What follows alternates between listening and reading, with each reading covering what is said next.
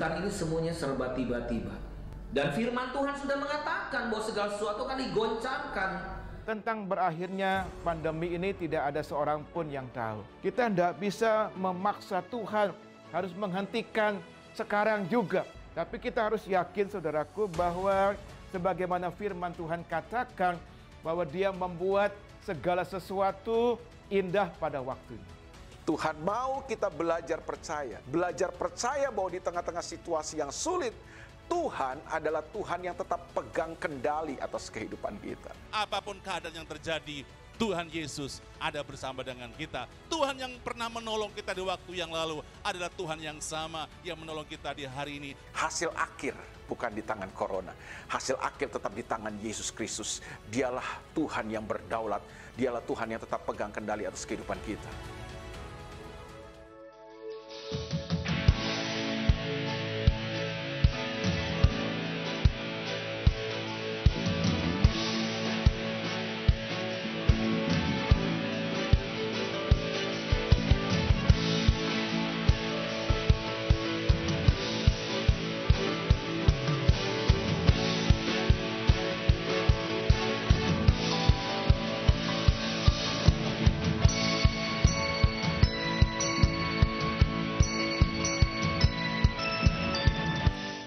Saya mau bicara tentang Raja Manasye. Raja Manasye adalah anak dari Raja Hizkia. Hizkia adalah raja yang baik, yang hidup dalam kebenaran. Tapi anaknya jahat. Manasye ini jahat. Ya, dia membuat patung-patung, dia membuat mesbah-mesbah, dia sembah mesbah-mesbah itu semua. Dan dia, pokoknya jahat sekali. Lebih jahat daripada orang-orang kafir yang menyembah berhala. Kemudian Tuhan pukul dia diperangi oleh Raja Babel, dia dikalahkan dan dia dibawa pergi ke Babel. Di sana dia mungkin dianiaya, tapi kemudian dia sempat merendahkan diri, dia minta ampun sama Tuhan, dia melunakkan hati Tuhan, dan dia dikembalikan ke Yerusalem, dikembalikan kerajaannya, dikembalikan tahtanya, dikembalikan kedudukannya sebagai raja. Wah, jarang ada begini. Biasanya kalau raja itu sudah kalah, dia dibawa pergi ke negerinya dari yang bangsa yang menjajah dia, ya dia tidak bisa kembali lagi jadi raja seperti semula dalam kemuliaan. Tapi ini Raja Hizkia ini aneh, unik. Dia dikembalikan menjadi raja yang mulia, semulia sebelum dia jatuh, ya. Dan dia bertobat, dan dia dipulihkan, dan dia diberkati lagi. Jadi hajaran itu berguna. Ternyata hajaran itu bukan membelokkan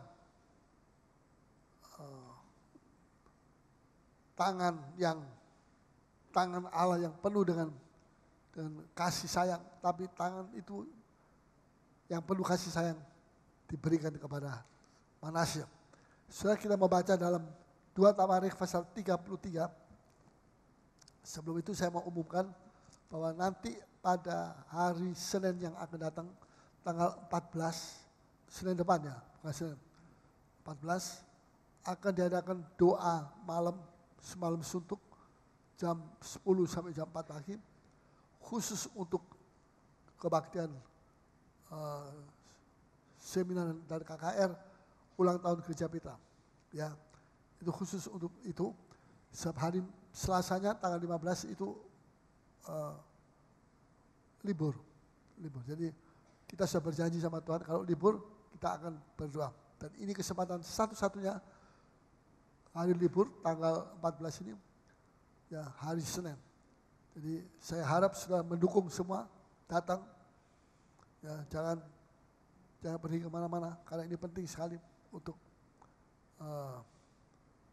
supaya nanti Tuhan akan bekerja dengan dahsyat, banyak jiwa-jiwa akan datang diselamatkan, banyak jiwa baru nanti akan ditangkap di dalam jala firman Tuhan. Ya.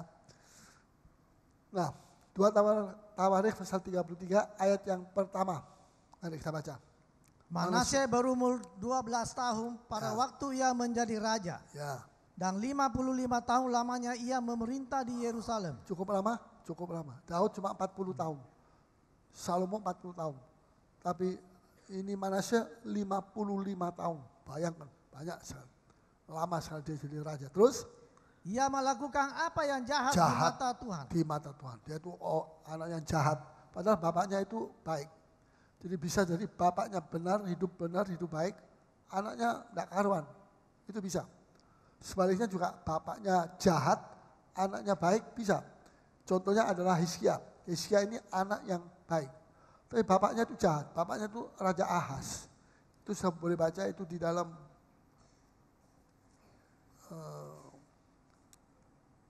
pasal yang ke-28 ayat 1. Itu Raja Ahaz. Itu bapaknya dari pasal 28 2 Tawarikh. Bapaknya dari Hizkia. Ya, jahat sekali. Ini bapak jahat, anaknya bisa baik. Anaknya hidup dalam kebenaran. Jadi kita tidak bisa memastikan. Ya, bisa bapak baik, anak jahat. Bapak jahat, anak baik. Kita tidak bisa menghukum orang. Wah, ini pasti bapaknya jahat. Ya. Ini, dulu bapaknya tidak karuan hidupnya. So, anaknya sekarang kok kayak begini. Belum tentu, itu bukan dari bapaknya juga bisa. Ya, jangan kita selalu menghakimi bapaknya, anaknya, bagaimana, kongnya, bagaimana, kongconya, bagaimana. Wah, semua orang yang sudah mati nanti bangkit. Ya, dan mengata-ngatai kita, karena kita ini dianggap menghakimi. Ya, jangan kita menghakimi. Tapi kita akan periksa, ada maksud Tuhan yang baik. Coba kita baca di dalam ayat pasal 33 ayat yang ke-2. Sudah? Dia melakukan apa yang jahat di mata Tuhan. Ya, melakukan apa yang jahat di mata Tuhan terus. Sesuai dengan perbuatan keji bangsa-bangsa yang telah dihalaukan Tuhan dari depan orang Israel. Terus? Ia mendirikan kembali bukit-bukit pengorbanan yang telah dirobohkan oleh Hizkia, ayahnya. Ya, bukit-bukit pengorbanan untuk arwah-arwah orang mati dan sebagainya. Itu sudah dihancurkan, itu dibangun lagi oleh si jahat, si Manasye yang jahat, anaknya ini. Terus? Ia membangun mesbah-mesbah untuk para Baal. Ya. Membuat patung-patung Asyera. Ya. Dan sujud menyembah kepada segenap tentara langit dan beribadah kepadanya. Ya, ayat berapa sekarang? 4. Ayat 4. Terus? Ia mendirikan mesbah-mesbah di rumah Tuhan. Ya. Walaupun sehubungan dengan rumah itu, Ya, Tuhan telah berfirman. mesbah berhala di rumah Allah, di dalam tabernakel, berani dia. Terus? Di Yerusalem namaku akan tinggal untuk selama-lamanya. Nah, terus? Dan ia mendirikan juga. Ayat 6, bahkan ia mempersembahkan anak-anaknya sebagai korban dalam api.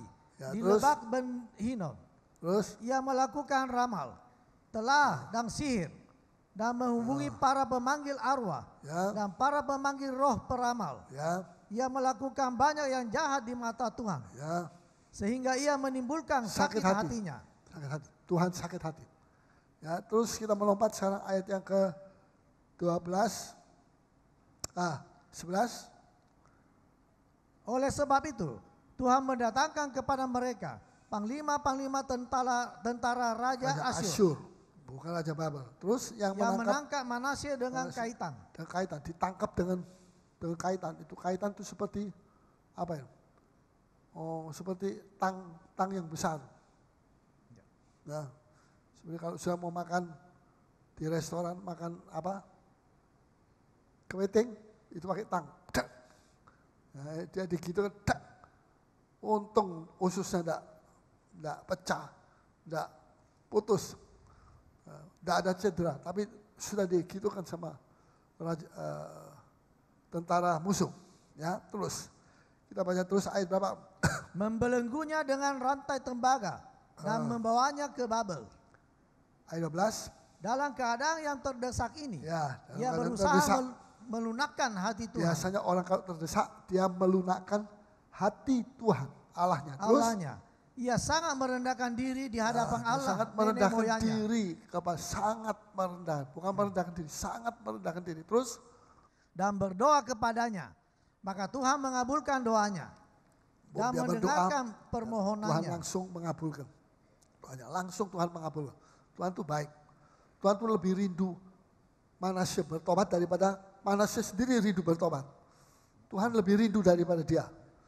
Ya, terus Ia membawanya kembali ke Yerusalem dan Ya. memulihkan kedudukannya sebagai raja. dipulihkan kembali ke Yerusalem. Terus juga dipulihkan kedudukannya sebagai raja. Bayangkan, jarang ada orang jadi raja terus dikalahkan terus dipulihkan kembali, dikembalikan ke Yerusalem, tahtanya dipulihkan, kerajaannya dipulihkan, kedudukan sebagai raja, kembali jadi raja dia. Terus Dan Manasye mengakui bahwa Tuhan itu Allah. dan Manasye mengakui bahwa Tuhan itu Allah. Semua ini terjadi karena Tuhan. Amin. Kita mesti begitu juga. Kita mesti mengakui ya, bahwa semua berkat-berkat ini, kekayaan, harta yang Tuhan berikan ini karena Tuhan. Jangan bilang ini karena saya, ini karena kehebatan saya, karena saya sekolah luar negeri, saya bisa ini, bisa itu, saya bisa bahasa Inggris sampai Prancis sampai apa saja, saya bisa dengan kekuatan saya, kebijaksanaan saya mengumpulkan uang sebanyak-banyaknya. Itu sombong. Orang itu orang sombong, orang yang tidak bijak. Ya, dan Tuhan tidak suka pada orang yang sombong. Tuhan akan buang. Nanti kita akan baca. Ya, tapi Manasye tidak, dia merendahkan diri, sangat merendahkan diri. Dia melunakkan hati Tuhan. Hati Tuhan yang sudah panas, marah sama dia itu mau dihancurkan dia sekaligus. Satu kali pukulan dia hancur. Ya, tapi dia melunakkan, dia merendahkan diri. Dia tidak menantang Tuhan begitu. Dia merendahkan diri. Dia sangat merendahkan. Bukan merendahkan diri, sangat merendahkan diri. Ya, terus setelah itu Tuhan kemudian mulai ayat berapa salam? Ayat 14, coba kita baca. Kemudian Tembok luar pada kota ya, Daud. terus Di sebelah barat Gihon. Di lembah. ayat 15. Ia menjauhkan Allah-Allah asing Ya. dan berhala dari rumah Tuhan. Jadi ini Manasye ini menjauhkan Allah-Allah asing semua. Terus Juga segala mesbah yang didirikannya di atas gunung rumah Tuhan dan di Yerusalem. Ya, coba tolong di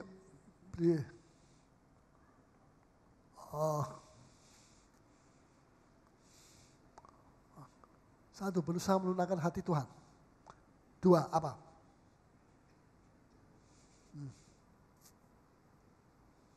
Yang mana? Kok tidak keluar ya? Nah, powernya belum ada. Coba.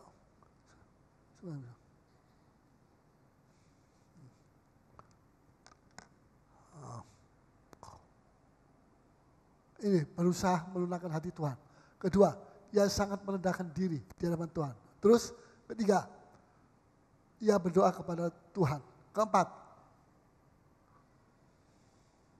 Tuhan mengabulkan doanya dan mendengar permohonannya. Kelima, itulah Tuhan membawa kembali ke Yerusalem. Bukan Raja Asyur yang membawa kembali ke Yerusalem. Ya, tapi Tuhan. Kalau bukan Tuhan yang membawa dia kembali ke Yerusalem, dia tidak akan kembali. Walaupun siapapun mau membawa dia. Kalau bukan Tuhan yang mau membawa dia kembali, dipulihkan, tidak akan dia bisa dipulihkan. Tapi kalau Tuhan yang mau, maka Raja Asyur tunduk kepada Tuhan dan dia membawa pulang. Kelima, yang kembali ke Yerusalem. Keenam, ini kok enggak. Keluar ini. Lemah. Ini orang Kristen kalau lemah, roh sucinya lemah. Jadi roh apa ini? Roh kedagingan yang kuat. Ya. Keenam, memulihkan kedudukannya sebagai raja. Ketujuh, Manasye mengakui bahwa Tuhan itu Allah. Sekarang dia baru ngaku. Sudah kejepit, sudah ditang sama kayak tangnya dari penjepitnya dari kepiting. Ya, baru dia mengakui Tuhan itu. Kedelapan, ia menjauhkan Allah-Allah asing dan berhala dari rumah Allah. Bayangkan rumah Allah itu dikotori dengan segala berhala-berhala. Wah, tak sopan sekali dia. Juga mesbah-mesbah berhala dihancurkan. Terus 10, menegakkan kembali mesbah Tuhan. ke-11 mempersembahkan korban keselamatan dan korban syukur. Dia naikkan korban syukur. Dan yang ke-13, mesti sampai 12. Oh ya, 11, 12 bisa. Jangan 13. 13 coba di Roma ini. Ini mau cepat-cepat mau ikut Tuhan Yesus datang. Belum bisa. Mesti menyerukan kepada Yehuda untuk beribadah kepada Tuhan. Dia suruh, ayo Yehuda, sekarang kerajaan Yehuda, semua mesti menyembah Tuhan. Padahal dia tadinya yang jadi contoh yang tidak baik. Kalau pemimpinnya tidak betul, jemaatnya juga tidak betul. Kalau pemimpinnya betul, itu jemaatnya akan jadi betul. Tergantung pemimpin itu dilihat, figur, dilihat oleh jemaat. Bagaimana? Apa yang dia lakukan, mereka juga melakukan. Kenapa kamu melakukan? Ya, karena pendeta saya melakukan. Biarpun itu dia melakukan sesuatu yang salah, tapi dia anggap itu betul, karena itu figur yang dia idolakan. Jadi dia anggap semua yang dilakukan oleh pendetanya itu betul, padahal tidak semua. Kalau kita bisa hati-hati, ya, jangan kita terus seperti kita sudah mendewakan seorang pendeta, kemudian kita anggap dia semua yang dia lakukan itu betul. Kita mesti periksa firman Tuhan, apakah cocok dengan firman Tuhan. Kalau dia melakukan sesuatu yang cocok dengan firman Tuhan, itu benar. Itu dia harus juga mengikuti. Tapi kalau biar seorang pendeta kalau melakukan sesuatu yang tidak cocok dengan firman Tuhan, sudah tidak patut harus mengikuti. Tidak ada keharusan. Ya. Jadi sudah di sini sampai ayat berapa tadi? Sekarang 16. Ya. Sampai ayat 16. Ya, sampai di sini saja dulu. Kita akan periksa. Ya. Saudara, jadi dalam 2 Tawarikh 29 ayat 11, ayat 1 dan 2. 2 Tawarikh 29 ayat 1 dan 2. Tolong baca. 29 ayat 1 dan 2. Hizkia berumur 25 tahun. Ya. Pada waktu ia menjadi raja. Ya. Dan 29 tahun lamanya ia memerintah di Yerusalem. Ya, cuma 29 tahun, padahal dia raja yang baik. Terus? Nama ibunya ialah Abia, anak Zakaria. Terus? Ia melakukan apa yang benar di mata Tuhan. Di mata Tuhan. Terus? Tepat seperti yang dilakukan Daud, bapa leluhurnya. Tepat seperti yang dilakukan oleh Daud. Bukan main. Ya. Nah, jadi tapi anaknya dia jahat. Anaknya dia siapa namanya? Anaknya dia adalah Ahaz, Raja Ahaz. Mari kita baca pasal 28 ayat 1 dan 2. Ahaz berumur 20 tahun pada waktu ia menjadi raja. Ahaz bapaknya, bukan anaknya ya. Bapaknya Hizkia. Ya, bapaknya ini jahat. Terus? Dan 16 tahun lamanya ia memerintah di Yerusalem. Ya tidak melakukan. Ia tidak melakukan apa yang benar di mata Tuhan. Seperti Daud, bapa leluhurnya. Tidak melakukan seperti Daud melakukan. Selalu Daud yang jadikan kaca contoh. Semua raja-raja itu diteropong dari kacamata Daud. Cocok melakukan seperti yang dilakukan oleh Daud atau tidak? Karena Daud itu raja yang paling dicinta sama Tuhan. Raja yang berkenan, yang cocok dengan hatinya Tuhan. Dia punya perbuatan-perbuatan semua sesuai dengan keinginan hati Tuhan. Jadi siapa yang raja yang benar, itu dicocokkan sama Daud. Ada yang dia melakukan seperti Daud, dia seorang raja yang benar, tapi tidak seluruhnya kayak Daud. Tidak seluruhnya. Ada yang perbuatan Daud yang benar, yang baik, itu tidak dia lakukan. Jadi Daud itu selalu jadi contoh di sini. Ya. Jadi ini Daud ayah yang berkenan di hadapan hadirat Tuhan. Tapi anaknya Absalom berontak. Amnon berontak. Amnon tidak pernah dididik. Tidak pernah mau diajar.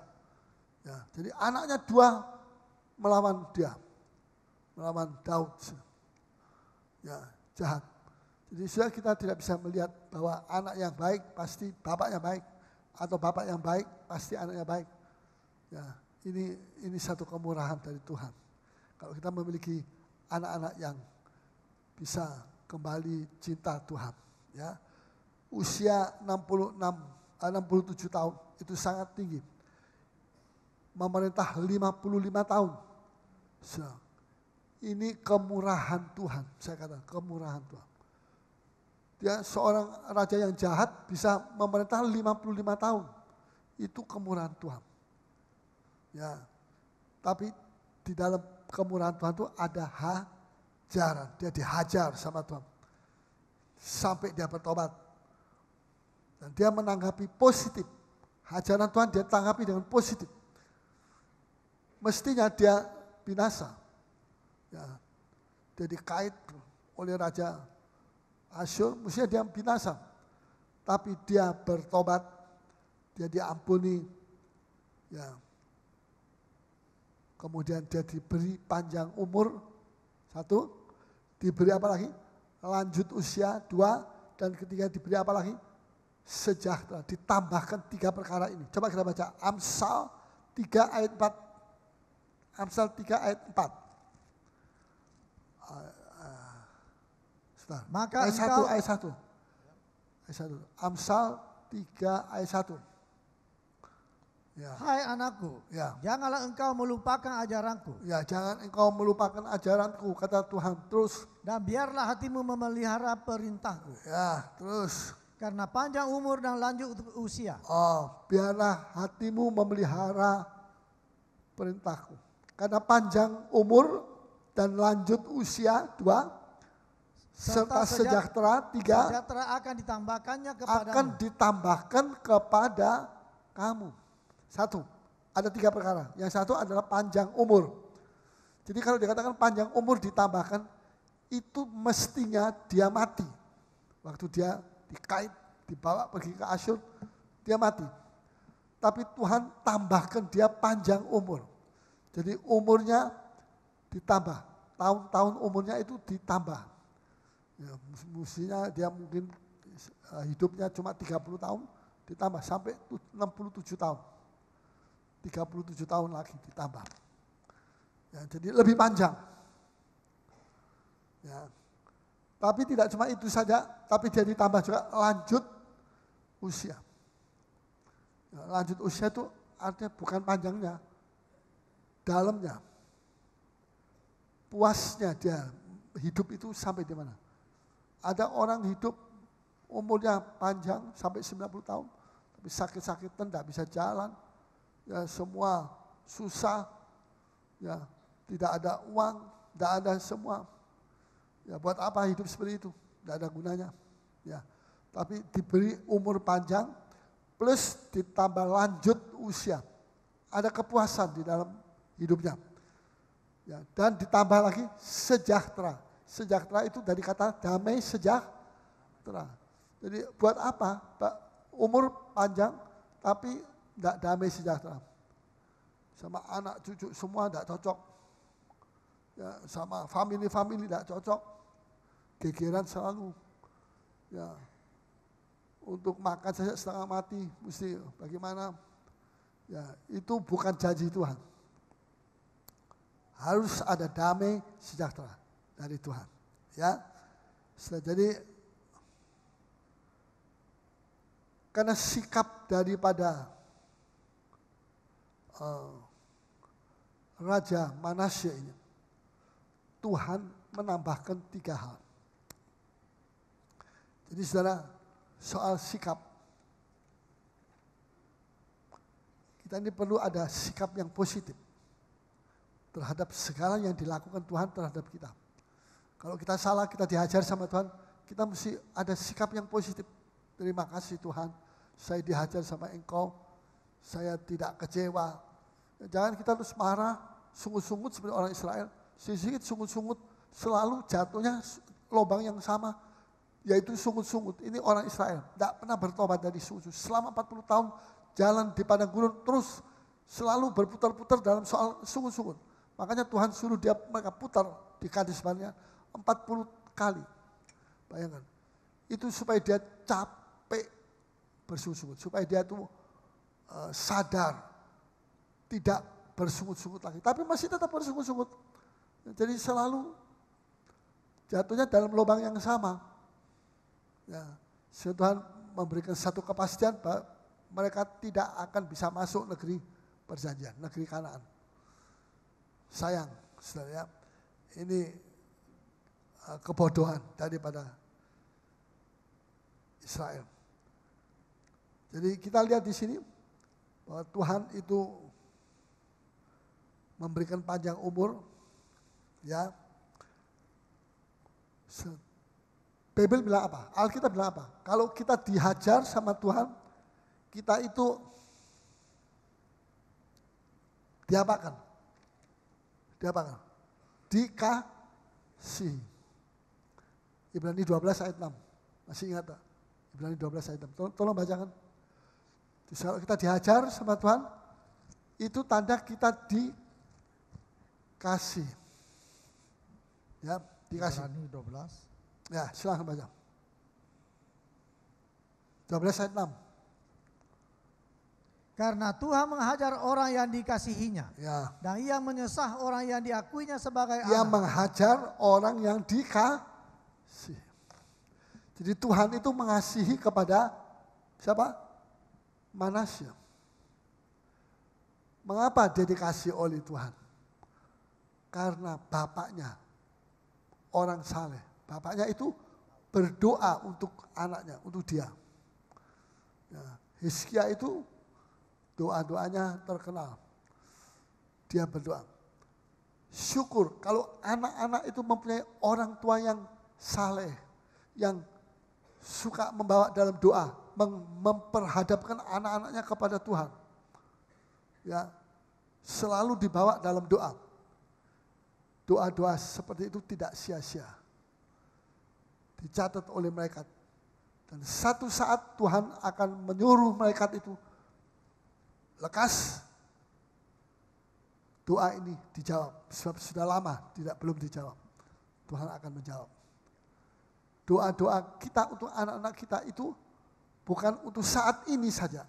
Tapi kalau kita berdoa saat ini, doa kita itu juga untuk saat yang akan datang. Untuk saat yang akan datang itu, siapa tahu nanti anak-anak itu ada yang berbuat jahat, kembali kepada peramal, ya ramalan-ramalan dan sebagainya. Dikatakan dalam ayat pasal 33 ayat berapa itu? Ayat yang ke-6, telaah sihir, ya menghubungi para pemanggil arwah, berhubungan dengan orang-orang mati. Orang mati tidak bisa ngomong-ngomong lagi dengan kita. Perhatikan. Bible bilang, Tuhan bilang itu Lazarus yang mati, yang penuh borok, itu sudah dibawa ke pangkuannya Bapak Abraham. Injil Lukas pasal berapa? Dan di situ dia lihat orang kaya yang mati masuk dalam api neraka. Dia lihat, dia bilang, aduh tolong. Ini Sakius apa? Lazarus, ambilkan satu tetes air saja. Suruh bawa ke sini, saya punya lidah ini seperti mau terbakar. Suruh taruh satu tetes. Abraham bilang, tidak bisa, kamu tidak bisa perintah-perintah orang yang sudah mati. Nanti kalau begitu mereka mesti kerja lagi. Bagaimana? Sudah selesai, mereka itu sudah istirahat. Tidak bisa, tidak bisa pergi ke Lazarus, tidak bisa pergi ke sini. Orang ini juga tidak bisa pergi ke situ, tidak bisa. Jadi omong kosong kalau dikatakan waktu Raja Saul itu waktu terjepit, hampir dia mati dalam peperangan melawan bangsa Filistin. Terus dia pergi ke petenung. Dia minta supaya dihubungkan dengan arwah dari Nabi Samuel. Karena Nabi Samuel itu gurunya dia. Pertama kali dia jadi raja itu lewat Nabi Samuel. Tapi kemudian Samuel datang katanya. Samuel datang.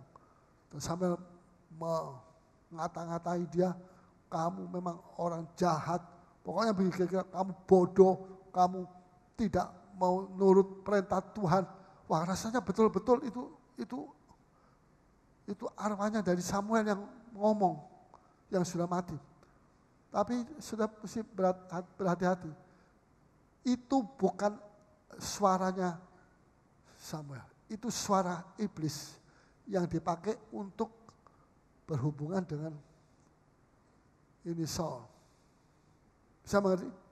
Bukan, jangan bilang, saya kalau begitu saya mau pergi ke peramal juga.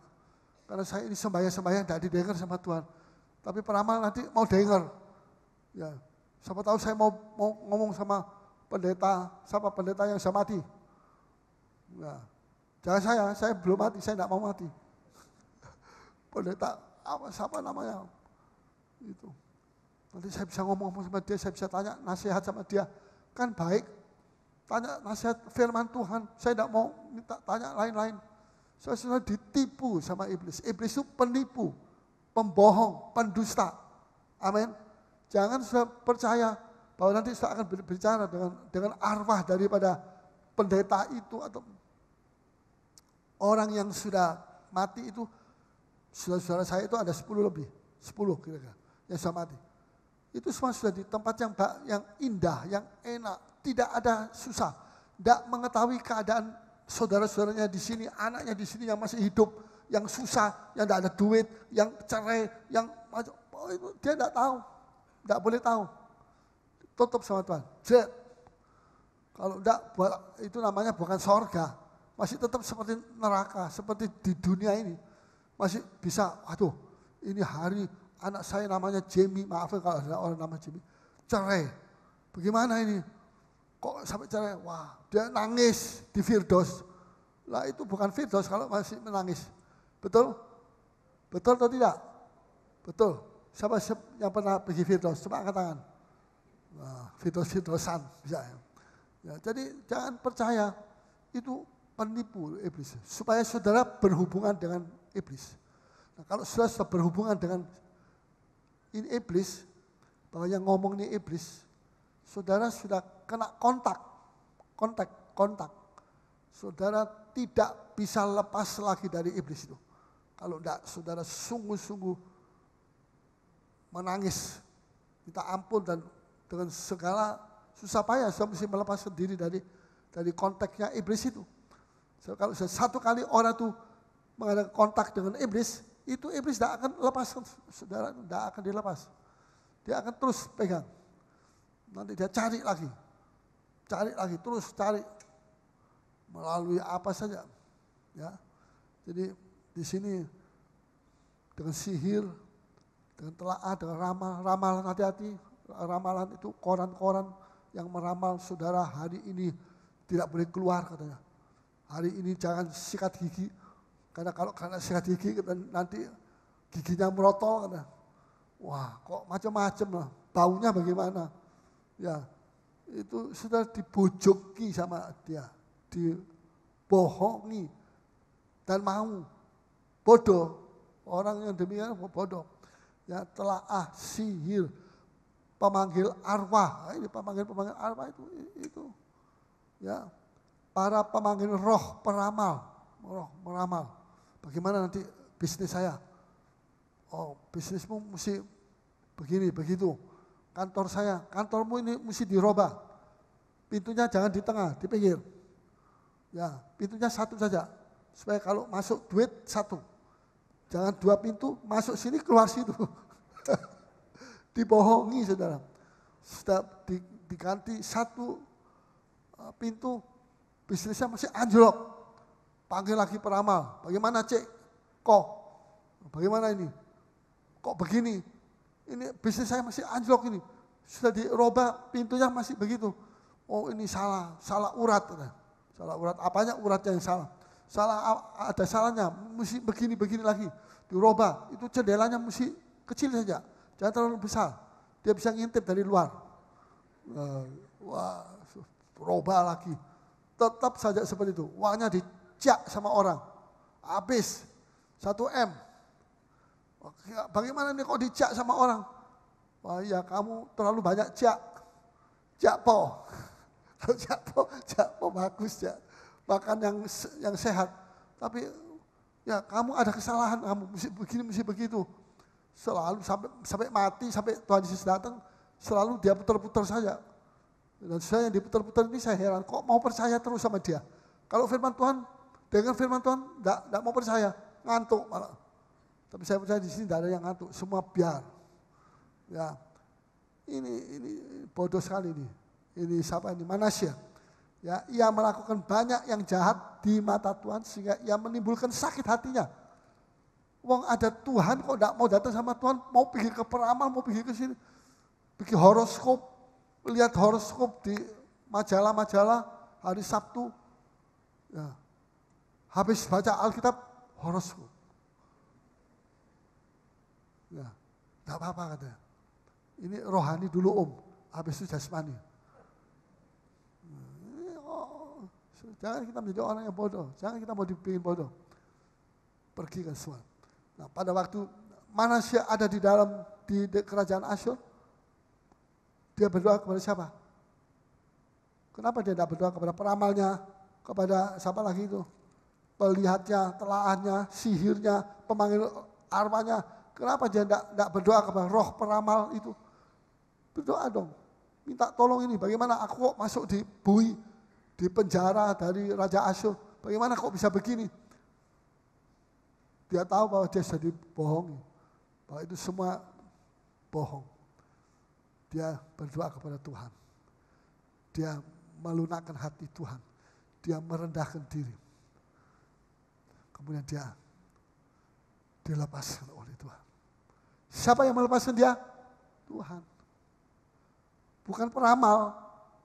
Kadang-kadang dia pergi ke peramal, hasilnya nanti jendelamu mesti dirubah dulu. Wah, bagaimana jendela? Saya ada di Asyur, berapa ribu kilometer dari Yerusalem. Tak bisa saya mau kerja di Yerusalem. Ya, kita ini, makanya kita perlu pengajaran, perlu pemuritan, perlu hari Jumatin. Supaya itu dewasa. Ada orang, anak umur 12 tahun, tapi pikirannya sudah dewasa.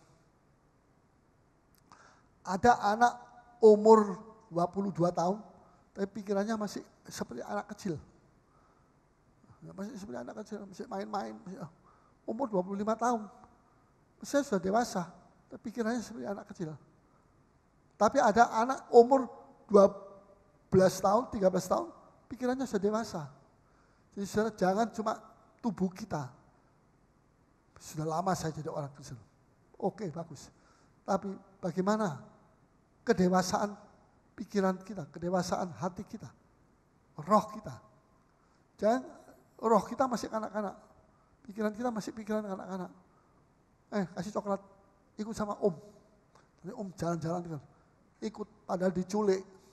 Kenapa bisa diculik? Karena pikirannya dia, pikiran kanak-kanak. Tubuhnya sudah gembrot, sudah 25, tapi pikirannya masih seperti anak kecil. Bisa diculik, bisa. Percaya orang. Nah itu, jangan Kristen menjadi Kristen seperti itu. Sebab nanti saudara akan diculik sama penculik-penculik roh jahat itu. Ya. Jadi saudara, kita lihat di sini, Manasya tidak menganggap enteng. Sehingga bilur-bilur yang berdarah itu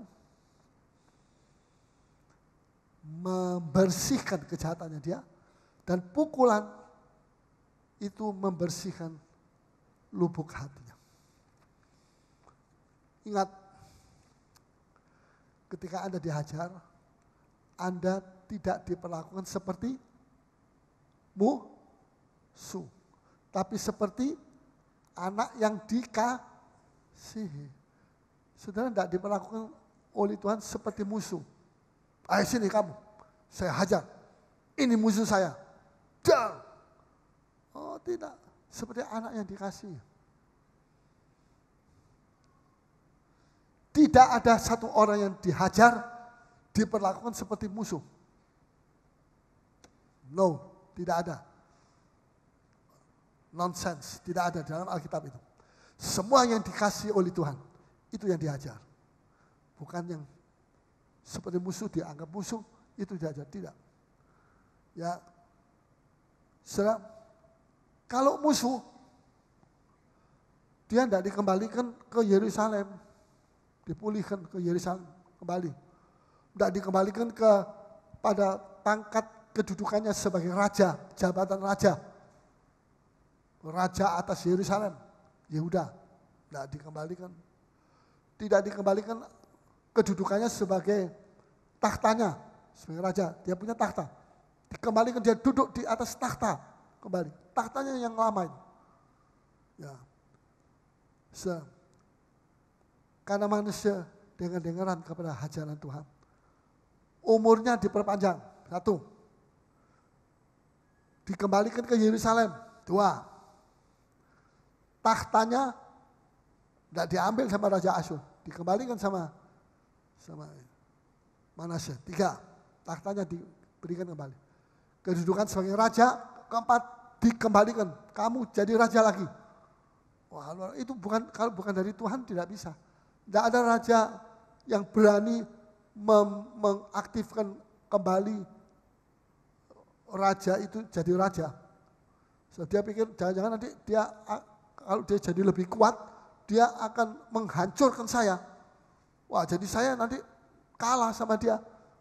Tidak. Tapi ini takhta itu diberikan dan jabatan raja. Dan damai sejahtera dikembalikan. Kerajaannya damai sejahtera. Apa ini sebagai musuh? Apa Tuhan memperlakukan Manasye sebagai musuh? No. Sebagai anak yang dikasih. Setujuan sekarang dari dihajar apa? Tujuannya untuk dihajar itu adalah supaya kita dikembalikan kepada ajaran Tuhan dan hukum-hukum Tuhan. Karena kita sudah menyeleweng, kita sudah menyimpang ke kiri dan ke kanan dari ajaran Tuhan itu, kita dihajar sama Tuhan supaya kita kembali kepada hukum-hukum Tuhan dan kembali kepada ajaran Tuhan. Ini yang penting. Kita mesti kembali kepada ajaran Tuhan, kepada hukum-hukum Tuhan. Dan nanti kita akan dikembalikan sukacita kita kembali. Buah-buah kebenaran akan kita hasilkan kembali. Dan memberi damai. Memberi damai. Ya. Perhatikan. Yunus, tahu Yunus, kenal? Yunus masih lebih damai pada waktu dia ada di dalam perut ikan. Tapi dia sudah menangis, dia sudah berdoa, dia sudah minta ampun, pokoknya dia dihajar sama Tuhan. Tapi dia lebih damai di situ daripada pada waktu dia masih ada di atas kapal. Ya. Di situ dia itu seperti dikejar-kejar. Dikejar-kejar sama orang, dikejar-kejar mau dihukum. Ya. Bersembunyi berarti ada ketakutan. Takut, gelisah, macam-macam. Ya. Rasa dikejar-kejar, merasa tertuduh, ada tujuan dalam hatinya. Saya ini salah sama Tuhan, saya sudah lari dari Tuhan. Saya sudah, ya, tidak bisa lari kemana lagi dia. Merasa bahwa hukuman itu sudah dekat. Nah, pada waktu seperti itu, hajaran itu mendatangkan damai. Pada waktu dia sudah masuk dalam perut ikan, dia sudah seperti bisul yang besar, ya, yang cekot-cekot, miki-miki, yang sakit, tapi itu pecah, pecah seperti gunung yang pecah. Tapi dia hatinya lega. Dia lari dari Tuhan, dia mau sembunyi dari Tuhan. Dari Tuhan mana bisa kita mau sembunyi dari? Kalau kita mau sembunyi dari manusia masih bisa, dari Tuhan tidak bisa. Tapi dia seperti mau sembunyi, dia sampai tidur di bawah mesin yang paling bawah. Nah, itu mesin itu kan panas, suaranya suaranya kan. Itu kok dia rela, saya lebih baik saya tidur di sini. Loh ini kamu nanti panas di oven, kamu bisa jadi kayak sarden. Ya, tidak apa-apa biar jadi sarden, asal saya tidak dihukum sama Tuhan. Dia setengah mati. Hati kalau tidak ada damai itu orang itu bisa mati dia. Karena binatang tidak dikasih hati damai. Makanya binatang habis dia terkam manusia, dia makan, dia merasa tidak berdosa, tidak punya rasa damai, gelisah, takut, tak ada. Tapi kalau manusia habis membunuh, dia takut, ada getaran, ada rasa tertuduh, ada rasa bersalah, ada rasa, wah sekarang gantian saya nanti akan dibunuh sama orang. Siapa yang membunuh akan dibunuh. Itu seperti Kain. Membunuh adiknya, dia bilang, saya akan dibunuh sama orang. Tapi Tuhan kasih tanda di sininya. Supaya orang lihat ada tanda, oh jangan dibunuh orang ini. Karena dia dikasih tanda sama Tuhan, tak boleh dibunuh. Sebab dia takut dibunuh. Tuhan itu masih kemurahan. Ya, jadi saudara, pada waktu dia sadar orang seperti Yunus ini tidak mau taat, keras kepala. Tidak mau taat kecuali kalau dipaksa oleh keadaan. Bisa mengerti? Ya, keadaan dia dibanguni sama pegawai-pegawai kapal itu. Dia diinterogasi, kamu ini dari mana? Bangsa apa? Siapa namamu? Apa pekerjaanmu? Tujuannya kemana? Mau apa? Wah macam-macam. Dia bilang, saya ini seorang nabi dari orang Yahudi. Oh ketakutan, lebih takut mereka. Seorang nabi dari orang Yahudi. Tuhan saya itu hidup yang menciptakan langit dan bumi ini. Dan cuma ada satu Tuhan, dan ada dua Tuhan. Tapi saya ini lari dari Tuhan saya. Saya diutus pergi ke Niniwe, tapi saya tidak mau. Saya egois. Saya mau cari cuan-cuanan saya sendiri. Saya tidak mau cari jiwa, cari duit. Yang perlu duit, saya perlu duit. Saya pergi, saya meninggalkan tugas saya. Dan sekarang saya dikejar oleh Allah saya. Saya mau mati ini. Saya mau lebih baik saya sana mati. Bunuh saya. Cemplungkan saya masuk di dalam air. Wah mereka biar orang kafir tapi tidak kejam begitu ya. Mereka masih berusaha. Bagaimana supaya jangan mereka ini orang dilempar ke laut. Ya, tapi tidak ada jalan lain. Itu gelombang lebih keras lagi, lebih dahsyat. Itu mau tenggelam kapalnya. Kita menyerah ya. Sudah karena dia sendiri minta supaya dilempar ke laut. Nah, jadi mereka itu mengusung Yunus 1, 2, 3 masuk plus. Begitu dia turun ke laut, ada seekor ikan paus, mulutnya terbuka, plus masuk dalam perut ikan. Siapa pernah masuk perut ikan? Siapa pernah masuk perut ikan? Siapa pernah makan perut ikan? Aduh banyak perut ikan. Tapi perut ikan makan kita enggak pernah. Ini Yunus ini punya pengalaman. Ya. Orang seperti Yunus ini terpaksa Tuhan pakai cara yang mengerikan. Mengerikan atau tidak? Mengerikan. Itu orang dimasukkan dalam laut itu kan mengerikan. Ya tentu akan mati. Tapi mengapa Tuhan terpaksa pakai cara begitu? Sebab Tuhan tahu orang ini kalau cuma dipukul dengan 1 biji, nah, 1 biji, tidak kerasa, tidak rasa. Dari sini, ini perlu ini dikasih pelajaran sedikit supaya IQ-nya naik, ya. Nah, Yunus ketawa, sakit. Wah, tidak sakit ini. Kalau ini sakit ya, tidak sakit. Yunus, Tuhan bilang kalau Yunus ini saya pukul cuma dengan 1, tidak sakit. Makanya Tuhan bilang aku, ayo, wes turun, kasih tepuk tangan buat Tuhan. Ya, siapa mau ini? Jangan, lebih baik jangan. Nurut saja sama Tuhan. Kalau tidak nurut macam-macam, ini pakai ini Tuhan. Dihajar. Tapi untuk apa kita mesti diajar? Kalau bisa kita tidak usah diajar. Kita nurut, kita mau taat sama Tuhan. Kalau kita taat, kita tidak akan diajar. Ya, tapi kalau kita tidak taat, kita akan diajar sama Tuhan. Saudara, jadi tapi pukulan itu walaupun keras, itu mengandung kasih. Lebih baik kita dipukul daripada tidak. Ya. Nah, sekarang saya terakhir tanggapan tadi, coba tolong tanggapan yang positif dari Manasya. Ya.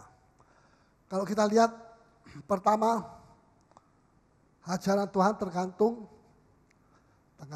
tanggapan kita. Tambahkan positif dari Manasya ada 3. Yang pertama, berusaha melunakkan hati Tuhan. 1. Dia tidak kepala batu. Ya, dia dihajar sama Tuhan, dia nantang sama Tuhan. Nah, dia melunakkan diri. Melunakkan hati Tuhan. Dia sangat merendahkan diri di hadapan Tuhan. Bukan cuma merendahkan diri, sangat merendah. Dia mengaku, Tuhan saya mengaku saya salah, saya minta ampun. Dia menangis, dia sungguh-sungguh dia menjerit sama Tuhan. Ketiga, ia berdoa kepadanya. Tidak berdoa kepada peramal-peramal lagi. Ketiga. 3 sikap positif daripada. Langsung mengundang sikap Tuhan. Yang nomor 4, Tuhan mengabulkan doanya. Langsung didengar, mendengar permohonan. Langsung didengar sama Tuhan. Tuhan itu luar biasa. Makanya saya bilang, Tuhan itu lebih rindu kita bertobat daripada kita sendiri rindu diri kita bertobat. Seringkali kita tidak rindu untuk kita bertobat. Kita seperti masih mau main-main sama Tuhan. Tapi Tuhan itu lebih rindu untuk kita ini. Lebih cepat bertobat, lebih bagus, lebih baik. Tuhan mengabulkan doanya, mendengar permohonan. Kelima, Tuhan membawa kembali ke Yerusalem. Bukan main, luar biasa. Ya, dibawa kembali ke Yerusalem, ke negerinya sendiri. Ya, bukan di negeri orang. Seenak, sejelek-jeleknya di negeri sendiri masih lebih enak daripada negerinya orang. Ya. Yang kelima, yang membawa kembali ke Yerusalem. Yang keenam, memulihkan kedudukannya sebagai raja. Tuhan kontan. Ketujuh, Manasya mengakui bahwa Tuhan itu Allah. Dia mengakui. Coba kita baca Amsal 3 ayat 6. Amsal 3 ayat 6. Tanda sebuah kerendahan hati. Ya. Akuilah dia dalam segala lakumu. Akui dia dalam segala lakumu. Jadi kalau saudara diberkati, saudara jangan bilang ini hasil usaha saya, ini hasil kekuatan saya, ini hasil kehebatan saya. Oh jangan, itu sombong. Tuhan tidak mau orang sombong. Tapi katakan begini, ini semua adalah karena Tuhan. Amin. Wah, rumah saudara kok besar sekarang? Ya, semua ini karena Tuhan. Jangan lupa itu, ucapkan terus. Ya, saudara dapat mobil baru. Wah, mobilnya baru ya. Ya, ini semua karena Tuhan. Katakan sama-sama, 1, 2, 3. Ini semua karena Tuhan. Semua, bukan karena aku, bukan karena iniku, apaku. Enggak. Nanti kita mengandalkan manusia. Ya. Coba tolong baca tadi Amsal 3 ayat 6. Akuilah dia dalam segala lakumu, maka ia akan meluruskan jalanmu. Ya, maka dia akan meluruskan jalanmu. Ya, jangan berkata semua ini karena kepandianku, kekuatanku, hasil usahaku. Ya, orang yang mengatakan demikian itu menganggap dirinya bijak. Menganggap dirinya tinggi hati. Dan orang itu tidak takut sama Tuhan. Amsal 3 ayat 7. Amsal 3 ayat 7. Jangan engkau menganggap dirimu sendiri bijak. Itu. Jangan kau menganggap dirimu sendiri bijak. Ini sudah diajari sama Alkitab. Ayat 7 ini. Jangan engkau menganggap dirimu sendiri bijak. Terus. Takutlah akan Tuhan. Takutlah akan Tuhan. Dan jauhilah kejahatan. Dan jauhilah kejahatan.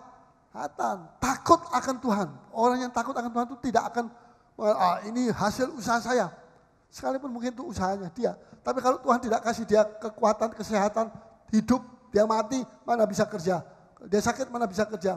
Itu semua dari Tuhan. Cuaca ini baik, dari Tuhan. Semua dari Tuhan. Ya, jadi kita mesti ada takut sama Tuhan. Akuilah bahwa semua ini karena Tuhan. Amin. Ya.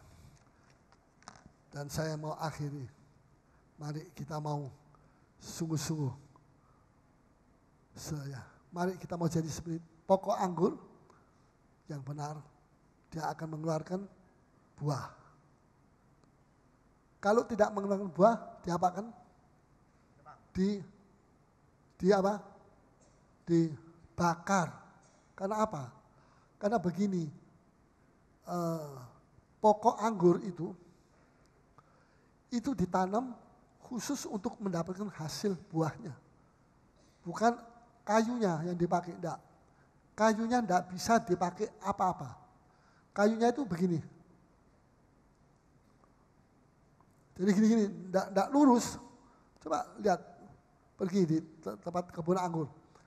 Itu kebun anggur, batangnya yang besar aja kok gini. Enggak pernah lurus. Jadi mau dipakai untuk alat rumah tangga pun enggak bisa. Lain misalnya pohon mahoni. Mahoni ini yang di Sungai Sadang, itu memang enggak ada buahnya. Tapi kayunya itu bisa dibikin kursi, tamu dan sebagainya. Piano juga itu dari kayu mahoni. Bisa dipakai untuk hal-hal begitu. Tapi kalau anggur, pokok anggur itu enggak bisa dipakai untuk apa-apa. Ya. Jadi yang dihasilkan, yang diharapkan adalah buahnya. Kalau buahnya enggak keluar, sudah habis. Tuanya kecewa, dia bilang, kita bakar saja ini. Jadi sudah mesti pilih, dibakar atau berbuah. Sudah tidak bisa mengatakan, aduh saya tidak mau pilih, Tuhan tolong saya tidak berbuah, saya juga jangan dibakar. Tidak berbuah, juga jangan dibakar. Bisakah? Tidak bisa. Kalau sudah tidak berbuah, sudah akan dibakar. Kalau sudah tidak mau dibakar, saudara harus berbuah. Bagaimana caranya saudara berbuah? Saudara, Tuhan ada di dalam saudara. Dan saudara ada di dalam Kristus, di dalam firman-Nya. Kalau kita ada di dalam Tuhan dan Tuhan ada dalam kita, maka kita akan menghasilkan buah-buah. Dan kita tidak akan dibakar, kita akan menjadi mempelai Tuhan sampai selama-lamanya. Tuhan memberkati kita sekalian. Haleluya, mari kita sana akan bangkit berdiri.